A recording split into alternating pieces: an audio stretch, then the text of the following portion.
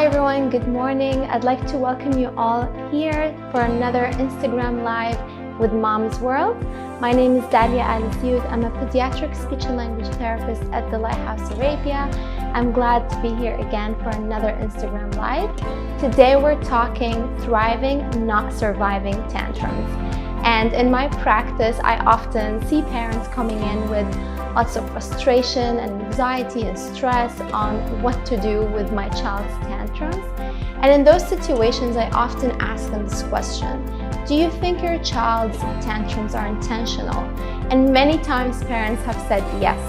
So I can understand and empathize with how tantrums could feel sometimes, that they are controlling or the child's trying to manipulate the parent to get something in return. But as we go through today's live, we're going to understand better what are tantrums, why they happen, and then we're going to discuss some evidence-based strategies on how to thrive and not only survive tantrums. So let's begin with our first kind of topic for this live.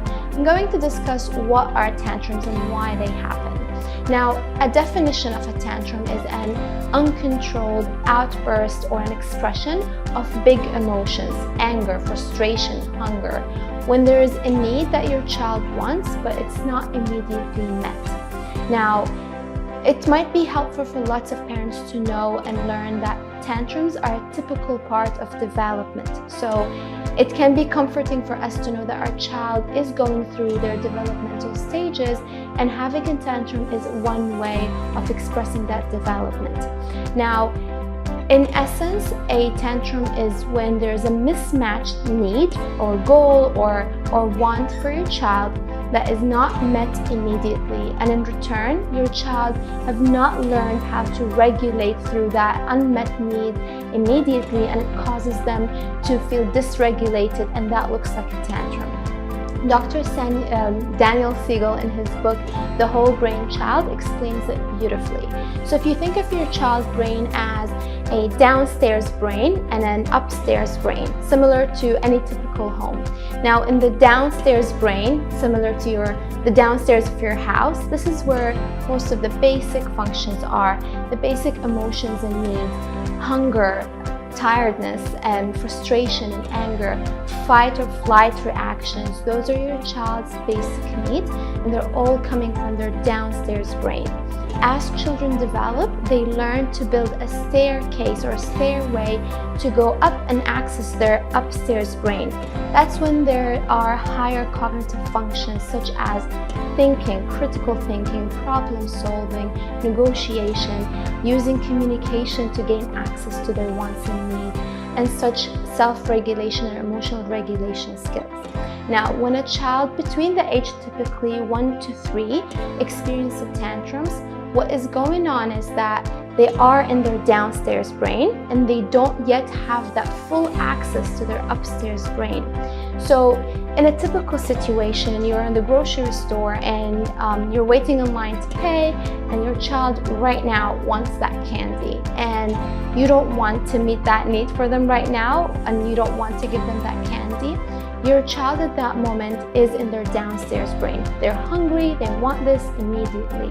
They're not able to regulate and reason that they can access that later, or that they will get to eat soon after they finish from paying for the groceries. And that's when the frustrating part for both the child and the parent happens, when lots of parents would think that their child is aware and in control of that tantrum. They're trying to access that right now. And in the beginning, in the first years of development, that's not always true.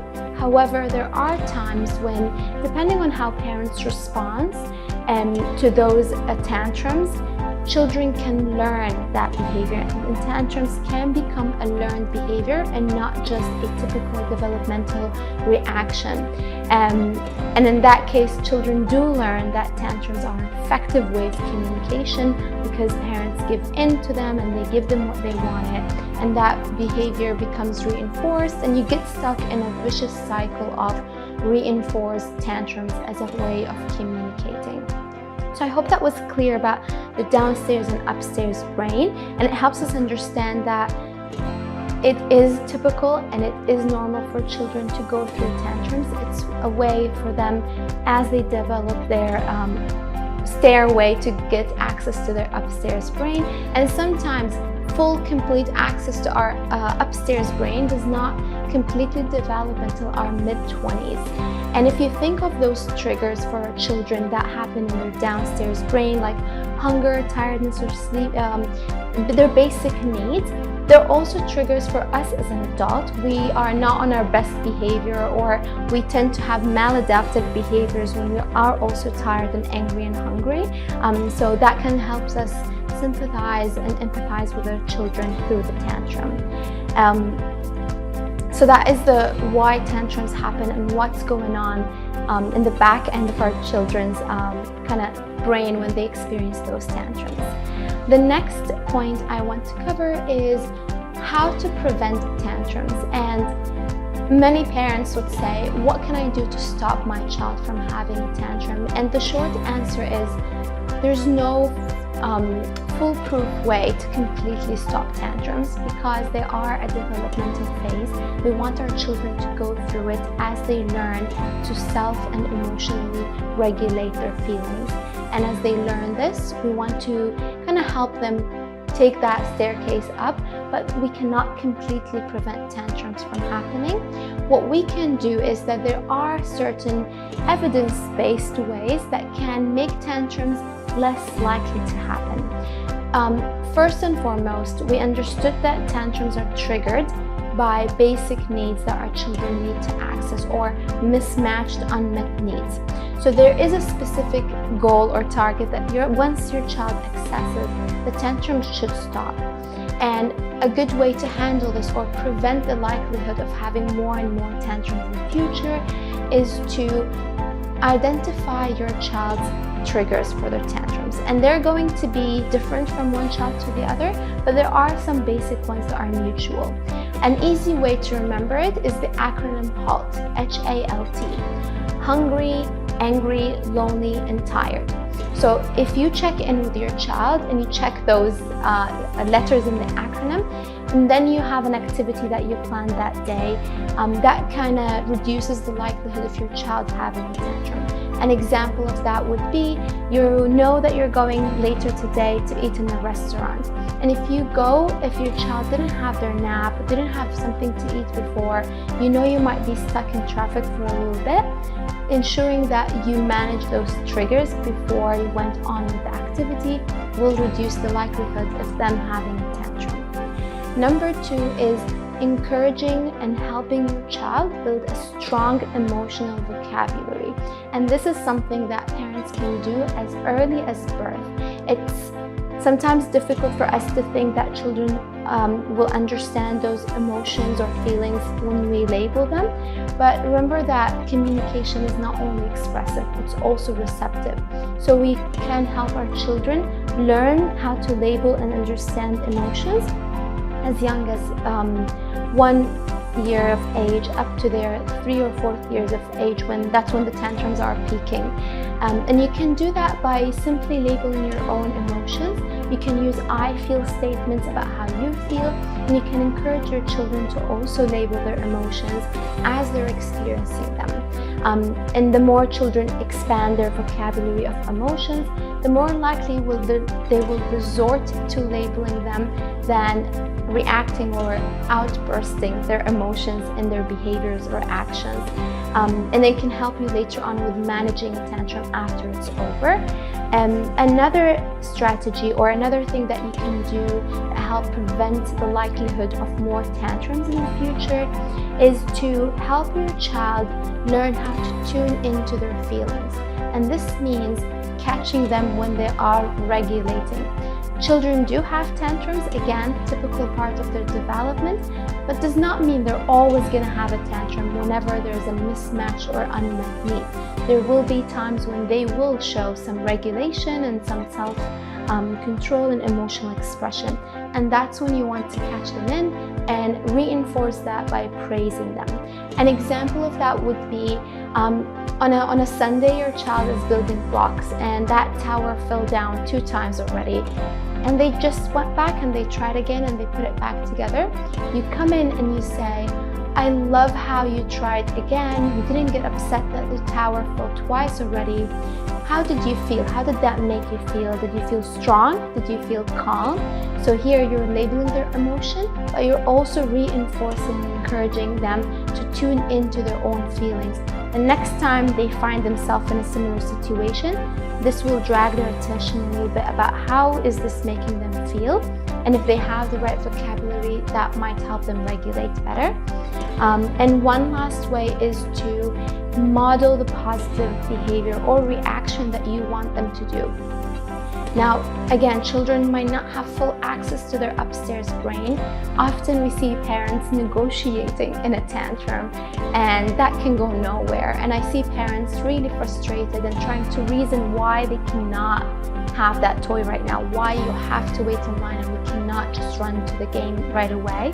And in the moment of the tantrum, your child is not reasoning and they're not accessing their upstairs brain. So whatever you're trying to negotiate with them can actually be counterproductive, because you're kind of reinforcing that behavior by giving more attention to it. And instead, you can wait for another moment when they're not dysregulated, and you can show them the behavior you want them to kind of practice themselves. An example would be, again, we go back to the restaurant example. You're driving to a restaurant to have lunch. You know you'll be stuck in traffic. You look back at your child and you can say, I'm worried we're gonna be here for a long time. I'm starting to feel very hungry. That makes me upset. I think if I try to take some deep breaths, it will help me calm down a little bit until we get to eat and have lunch. So every time you do that and you practice it with consistency, your child is more likely to adapt those modeled reactions, or when tantrums happen, they will start reducing the frequency because they have something to kind of to follow or observe. And when it comes to emotional regulation, there is a developmental part of it where children naturally learn to do it, but also a lot of it comes from experience, and a lot of it comes from the right modeling. So if we model that, we're giving our children a chance to kind of practice those self-regulatory behaviors, such as taking deep breaths. So this way we covered on how to prevent tantrums. But I want us to kind of have a realistic expectations that because it's a developmental phase, we cannot completely stop them, but we should expect them to reduce in frequency and intensity as children grow older. And I want to take a moment here to talk about a very important difference between a tantrum and a meltdown, because the way we handle those are completely different. So if we go back to a tantrum, it's an expression or an outburst of a big emotion for an unmet or mismatched need. On the other hand, a meltdown, there's no goal, there's no specific want or need that your child wants. It's just a feeling of extreme, overwhelming feeling of anger and anxiety or fear that can be triggered from a sensory load that's surrounding your child. A tantrum will end, most likely will end once your child gains access to what they want, and it is driven by attention. On the other hand, your child's meltdown, they don't really want to gain attention. They're trying to get away from the circumstance they are in or the sensory load that's around them. And the best way to handle that is to kind of try to calm them down and try to take them away, if possible, from that overloading sensory environment as well. Children who struggle with emotional dysregulation, children who have developmental difficulties like ADHD, or children on the autism spectrum disorder are also more prone to having tantrums and meltdowns, and they might continue a little bit longer after the first couple of years of development. And in those cases, we might want some professional support into how to explicitly teach those self-regulation strategies, how to calm down, because their development might not kind of help them go up through that staircase to their upstairs brain right away. I think we have some questions in the chat. I'll take a few before we get to our last part.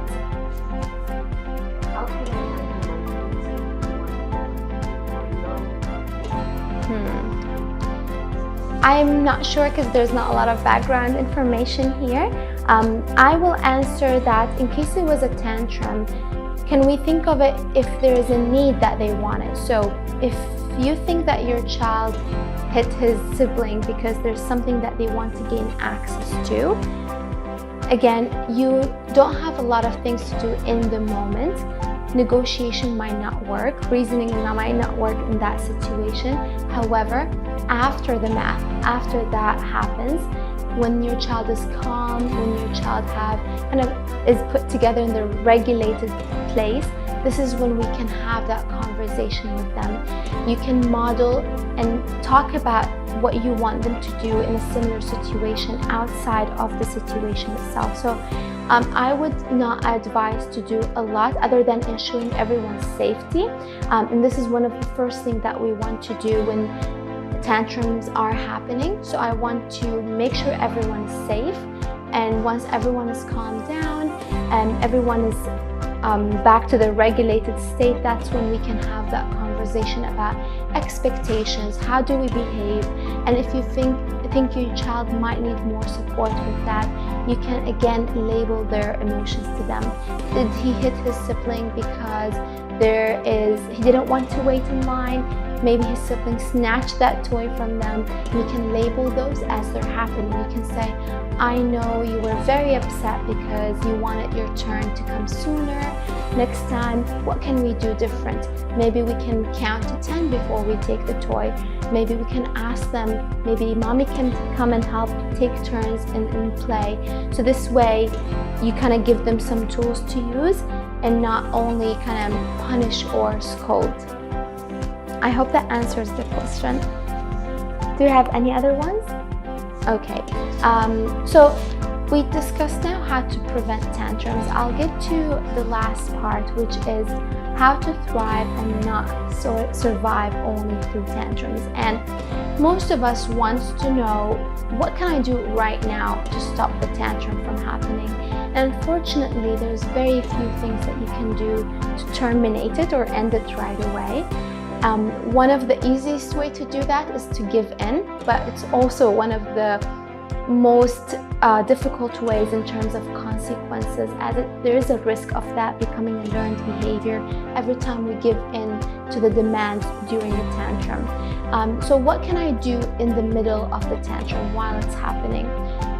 First and most importantly, I'll say to check in with yourself as a parent, because if you are calm and if you are resilient, your child will tune into you and you are more likely to handle that situation better. Your child will pick up on you being dysregulated yourself, stressed and anxious yourself in a tantrum. It is a stressful situation for everyone involved and for others surrounding you and your child.